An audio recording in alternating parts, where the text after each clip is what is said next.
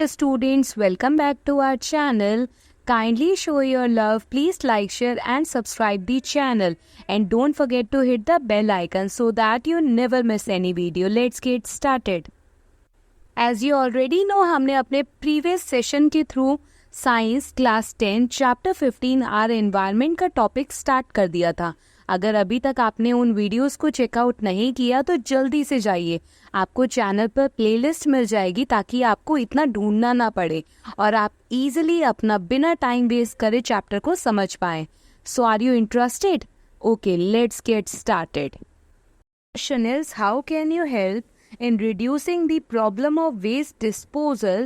Give any two methods. तो जितना भी वेस्ट होता है उसको किस तरीके से डिस्पोज करना चाहिए, रिड्यूस करना चाहिए, वो हम इस क्वेश्चन के थ्रू समझेंगे।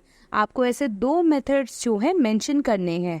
सो the first one is by the method of 3R। 3R क्या है? One can reduce the problem of waste disposal. The 3R's are reduce, reuse and recycle. 3R जो होते हैं reduce, recycle and reuse. Reducing the usage of private vehicles and opting for a public transport can reduce air pollution. Recycling and reusing plastic is also a very easy way to reduce waste disposal.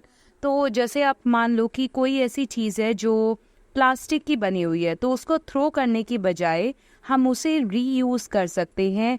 तो हम reuse करना यानी कि उस plastic को आप किसी और काम के लिए यूज़ करते रहो, तो प्लास्टिक को रीयूज़ करना बहुत इजी हो गया।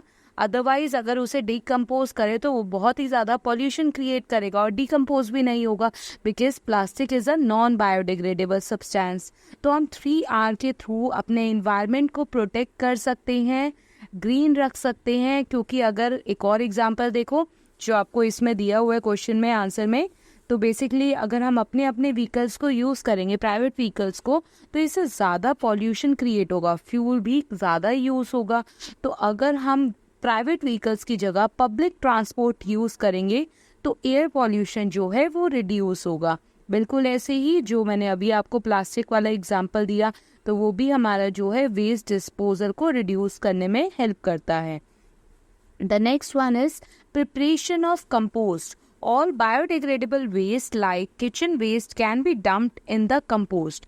तो अब बेसिकली क्या करना है, जितने भी बायोडिग्रेडेबल वेस्ट होते हैं जो इजीली डिकम्पोज हो जाते हैं by the help of micro organism, that means decomposers. तो जब भी किचन का जो भी वेस्ट होता है उन्हें हमें जो है, कई बार आपने देखा होगा बाहर, जब आप बाहर जाते हैं तो दो कलर के जो है डस्टबिन होते हैं, एक ग्रीन कलर का, एक ब्लू कलर का, यानी कि एक में हम गीला कूड़ा डालें और एक में हमें सूखा कूड़ा डालना चाहिए।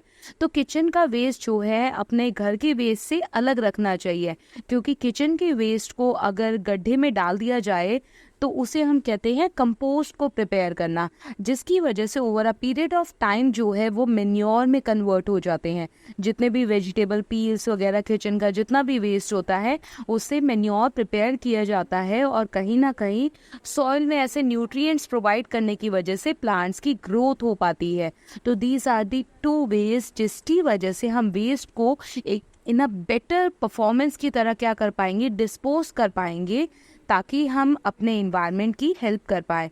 तो अगर आप ये चैप्टर सोचो तो ज़रा आवर इन्वायरमेंट, तो ये चैप्टर कहीं ना कहीं साइंस की क्लास 10th में ये इसलिए इंट्रोड्यूस किया गया ताकि आपको अवेयर किया जाए कि जितनी भी प्रॉब्लम्स हमारे इन्वायरमेंट में है कहीं ना कहीं वो बहुत ही छोटी है, पर हम जो है उसे गलत तरीके से उसे क्या कर रहे हैं, क्रिएट कर देते हैं, जिसकी वजह से वो छोटी प्रॉब्लम जो है बहुत बड़ी बन जाती है हमारे इन्वायरमेंट के लिए, एज वेल एज वो कहीं ना कहीं हमें भी प्रॉब्लम में डाल सकती है। इसलिए हमें इन्हें प्रॉपरली हैंडल करना चाहिए, इन अ बेटर वे हमें डिस्पोज करनी चाहिए हर चीज़ें, ताकि हमारा इन्वायरमेंट क्लीन रहे। और अगर इन्वायरमेंट क्लीन रहेगा तो कहीं ना कहीं हम भी जो है एज अ सेफ फील करेंगे।